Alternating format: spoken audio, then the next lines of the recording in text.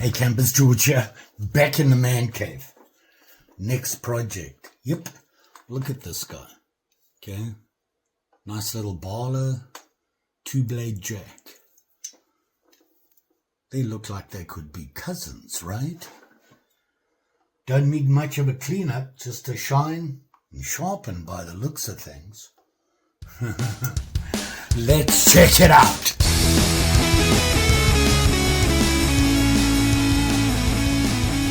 So as I was saying, here it is. This is a baler, okay? I really, me and white handles, I think a white handle is very cool. This is very unusual. When I saw this, I was surprised at who made it, because look how squarish everything seems. I thought, is that a cut master? Opened it up and what do you know? Broken tip. But besides that, it's Imperial. Look at that. Here's the tang stamp. Yeah, oldie. But so very cool. 2-blade. Obviously this is broken at the top here. You can see that. But we can clean that up. We can bring that to a point. It's not going to be a big deal. Won't be that obvious. And here we have, it has a pen blade as well. And you can see how this patinaed. Okay. It's a really consistent patina. I'm thinking that maybe it was done deliberately. I'm taking it off. I want to see this thing shine. So that's what I want to do. And obviously we got to fix that guy there. Now the next guy, and if you can see the handle here, what it looks like. It's not really that cracked ice. It's kind of sort of. And look how flat it is. Okay. Here's this guy. See that? Nice and square, flat handle. And look at the handle. It's that same, not quite cracked ice, right? Not what you'd expect. Now, this is a really nice knife. Look at that. Just a straightforward, equal end, 2-blade jack. And yep, it's an Imperial. Here's the tang stamp. Ooh. See it there? Same as the last one. There you go. So they're pretty close to each other in age, if not same time. The problem and a question I have for you. I'm going to close it up. Okay, there it is there. Now watch when I turn it around. Okay. What's the first thing you notice? The pen blade, the tip is sticking out. You can see the nail neck, but you can't see the clip nail neck. Now, I've seen this before, and I don't know if it's a problem where, I don't know, maybe the clip has worn down, and I'm talking that piece there, and I forget what it's called. Now this one looks like somebody zipped it. I don't know if you can see that. You see, it looks like it's either worn down or it's been trimmed down. And now I'm wondering, do I drop the pen blade? Basically doing the same thing. But if you look at this pen, it doesn't have that little bump that you're used to dealing with. It doesn't give you a lot. The problem is you can't open that clip without lifting the pen blade. So I think I'm going to drop the clip. Yeah. And if you ever have to do that, all I can say is take your time. You make a mistake and go too far, you're done. You can't go back. So when you do this sort of thing, it's a little at a time. Check it. A little at a time, check it. I just want to drop this blade I'm not a big fan of this. Even if you have a bigger blade covering it, I don't want to see the tip of a blade sticking out of the handle when it's closed. It can't be a good thing. And I've seen that on knives, and I was wondering if you guys had, and why they like that. I even went and had a look. Here's a 2-blade serpentine. Okay, serpentine, camillus. Yeah, it's a camillus. This is a 2-blade serpentine camillus that I rehandled with that desert wood, hardwood, and the pen blade. See the position it's in? Tip is below the handle, and you can access both nail necks. Right? And like I said, this is not the first time I've seen this. So I'm wondering, is it a thing? Or has the clip worn down?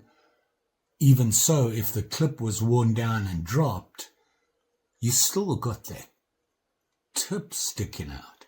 And I'm looking at this blade, and I don't think they've taken anything off it. I mean, they've sharpened this, but not enough to reduce the length where the tip would fall away. What do I know? Anyway, we'll drop it, get it out of the way, clean them up. I gotta say, I really like these two from Imperial. Surprising thing, the handles are the same, has that flat handle. The only difference here is on the equal end, you got the round bolsters, and this is square. Typical Barlow. And as you know, a true Barlow is designed that the bolster is 1/3 of the length of the knife. So I've got my 2 fingers, 1, 2. Good Barlow. Let's clean them up. Okay, so here we have the 2 ne'er-do-wells. This one, 2 things. We got to fix this blade. And as you can see, there's a lot to be fixed. So we need to reshape it, bring it to a point, and then when it closes, this guy, actually let me lift that.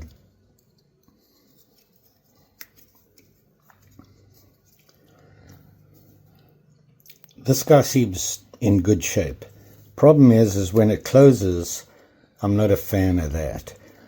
Plus it makes getting to the nail neck on the clip blade not as easy as it should be. So if I can drop that down, I think it'd be better, and I don't like that tip sticking out.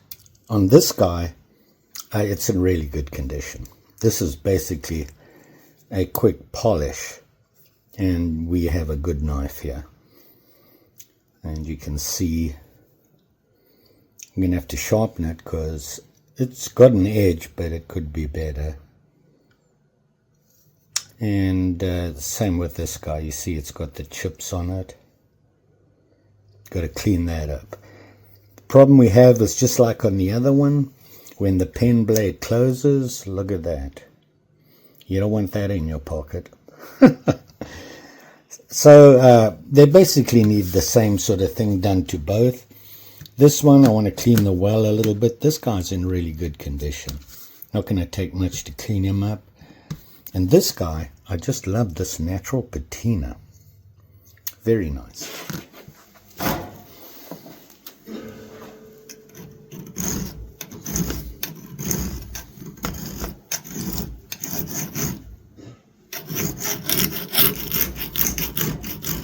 Whew, this is worse than I thought it was.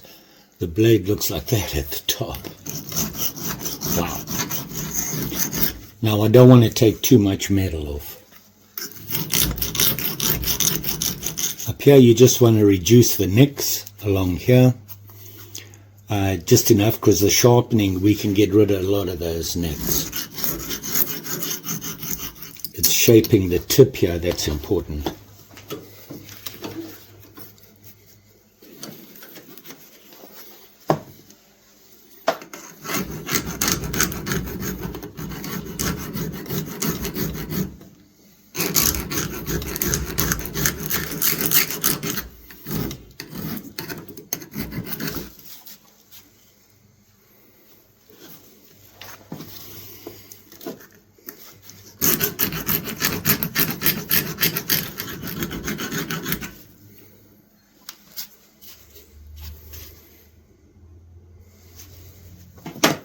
So here you can see I just cleaned up that edge. When you look down on it here, when I was looking before, when you looked at that blade, the edge actually waved. I don't know what they were doing with it, but it's cleaned up okay. We got a pretty good start to a point there, and I'm hoping that the when we sharpen, we can clean it up really nice. We got rid of all those little chips and whatnot. And let's see how it sits in here now. Doesn't look like much is taken off. In fact, it looks pretty good. Now we got to deal with this little guy. And to get him to drop, it's not going to take a lot. We have to work on that, which is not going to be easy. It's going to be right there, that highest point there. So you can see here it's a little higher at the back. We're going to just reduce this slightly, very slowly. If you take too much, the angle drops really quickly. I'm using a little diamond tip file here. And I'm just going to very slowly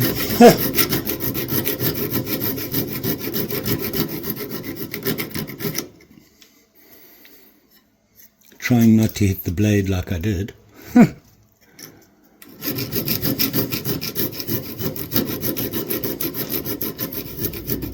Let's see where we are now.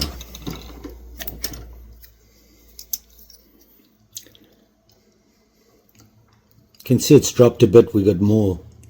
We can see the nail neck, but that tip is still up. So a wee diddly more.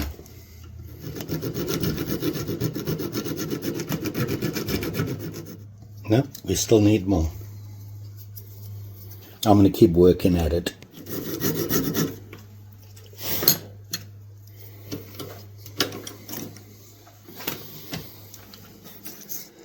One thing you've got to be careful of is as you file it away, you want to make sure that there's still spring left. If you file it too far, it's not going to have that spring in it.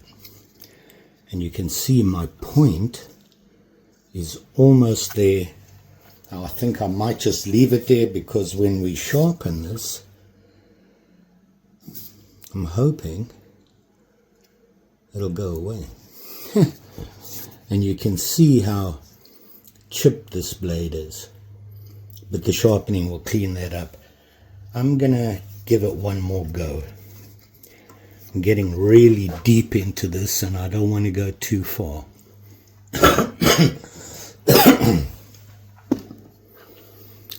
Now you can see it here. Okay, it's still sticking out a little bit, but I have to put my nail there to catch it. It's not going to catch on anything when it's in your pocket. I really don't want to go any further than that. You can see how far we've dropped it, because the nail neck on this is now really easy to access. Now we have this guy, and basically we're going to do the same thing again. Here you can see how it is sticking way up there, and you don't even have access to this guy. So it needs to come down. You want to make sure you got enough play. We have to at least bring it down so that we can open that blade.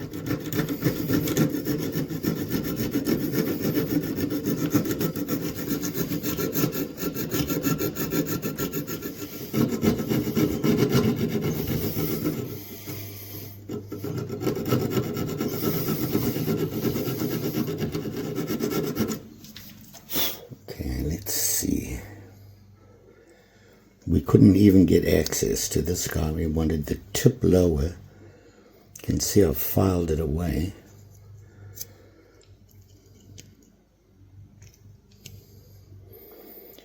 That's as much as I can take off it.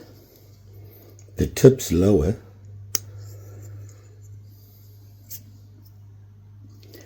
And now I have access to that guy, which I didn't have before. It's a little lower, but lower than I'd like, but it'll work. So there you go. Let's clean them up, give them a quick polish, and then sharpen them.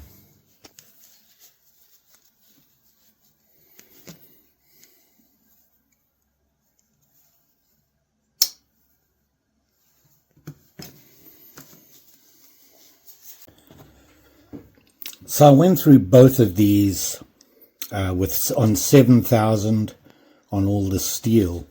Then I oiled and cleaned them up with mothers. Beautiful knives. This one was in really good condition. Now we just got to fix them blades. You see this one? We're going to have to sharpen this guy to get rid of that. Just needs a touch up here, a nice quick sharpen. The little pen blade, and just really has no walk and talk on it, but it works, and it looks like the tang of the blade is worn away, so it's unfortunate. This one, still good. Very nice snap on it. You would think that the bigger blade would have that, the problem more than the little one, but there we are. This guy did the same thing, except I did not get rid of the patina. Just went over it with 7,000, didn't even take it off. It just smoothed it out, and then some mothers, oiled, cleaned up. Very nice. This is, I got to say, probably one of my favorite ballers. I just like the look of that patina. Never seen it that consistent. Let's sharpen them.